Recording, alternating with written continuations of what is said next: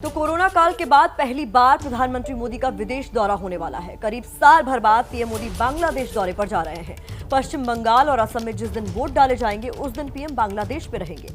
PM Modi के बांग्लादेश दौरे का क्या है चुनाव कनेक्शन, जानिए।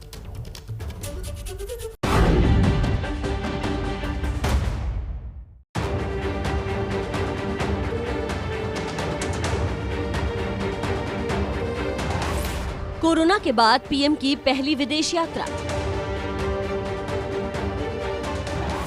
1 साल बाद मोदी का विदेश दौरा।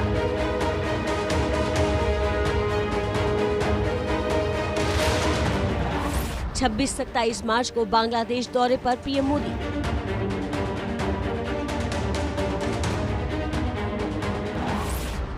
दौरा बांग्लादेश का, नजरे बंगाल पर।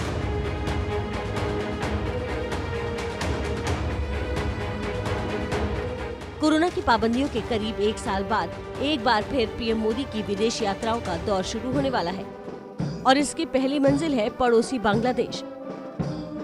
पीएम मोदी महीने के अंत में 26 और 27 मार्च को ऐसे मौके पर बांग्लादेश पहुंचेंगे जब बांग्लादेश में आजादी के 50 साल पूरे होने का जश्न मनाया जा रहा होगा। बांग्लादेश के राष्ट्रपति बंग बंधु शेखर मुजीबुर रहमान की जन्म जयंती के साथ साथ भारत बांग्लादेश के राजनयिक रिश्ते को भी 50 साल पूरे होने पर कार्यक्रम में मोदी मेहमान होंगे।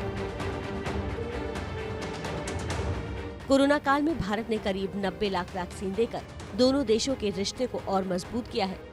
सूत्रों के मुताबिक पीएम मोदी अपने दौरे में मतुआ समुदाय के धर्मगुरु हरिचंद्र ठाकुर की जन्मस्थली और इस समुदाय के तीर्थ स्थल पर जाएंगे। इसके अलावा मोदी बांग्लादेश की शक्ति पीठों में से एक सुगंधा शक्तिपीठ और ओरकंडी मंदिर जैसे धार्मिक स्थल जा सकते हैं।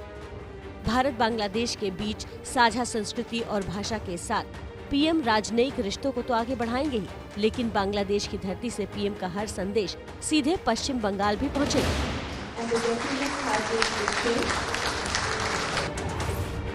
जहां 27 मार्च को पश्चिम बंगाल में पहले चरण के लिए 30 सीटों पर मतदान होना है, वहीं असम में भी इसी दिन पहले फेज में 47 सीटों पर चुनाव होना है। इसलिए पीएम मोदी के बांग्लादेश दौरे को बंगाल चुनाव से भी जोड़कर देखा जा रहा है। पीएम मोदी के बांग्लादेश दौरे के समीकरण से बंगाल में सत्ता की राह साधने पर नजर रहेगी। बांग्लादेश की आजादी से पहले अत्याचार से परेशान होकर एक बड़ी आबादी ने पश्चिम बंगाल का रुख किया था, जिसमें मतुआ समुदाय भी शामिल है। ऐसा माना जा रहा है कि पीएम मोदी के दौरे से अप्रत्यक्ष रूप से बंगाल की सत्ता की कुंजी कहे जाने वाले मतुआ समाज को साधने की कोशिश होगी। वजह है पश्चिम बंगाल में मतुआ समाज की अच्छी ताकत। 1947 के बाद मतुआ समुदाय पश्चिम बंगाल के तीनों जिलों नॉर्थ 24 परगना, साउथ 24 परगना और नदिया में आकर बसा। बंगाल की 294 में से सिर्फ 21 सीटों पर मतुआ वोटर प्रभाव डालते हैं। 21 सीटों पर भले मतुआ आबादी करीब 16% हो, लेकिन मतुआ समाज हमेशा से किंग मेकर की भूमिका में रहा है। 2016 विधानसभा चुनाव में मतुआ बहुल 21 सीटों में से 18 पर टीएमसी को जीत मिली थी, लेकिन 2019 में CAA NRC लागू करने के ऐलान के बाद ही गेम बदल गया और बीजेपी को लोकसभा चुनाव में 21 में से 9 सीटों पर बढ़त हासिल हो गई। मतुआ समाज खुलकर CAA NRC लागू करने की वकालत कर चुका है।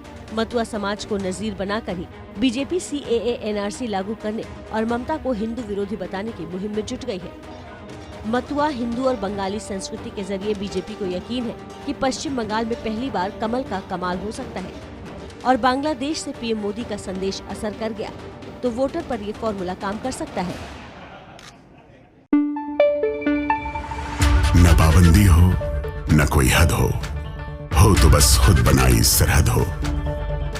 ये मुहिम है परतों में छिपे हर सच की तलाश की, सियासत पर रखी पैनी नजर और आंख की, खबरों की दुनिया में एक जिम्मेदार आवाज की, जुर्म और जुल्म के खिलाफ हर बेबस के लिए इंसाफ की।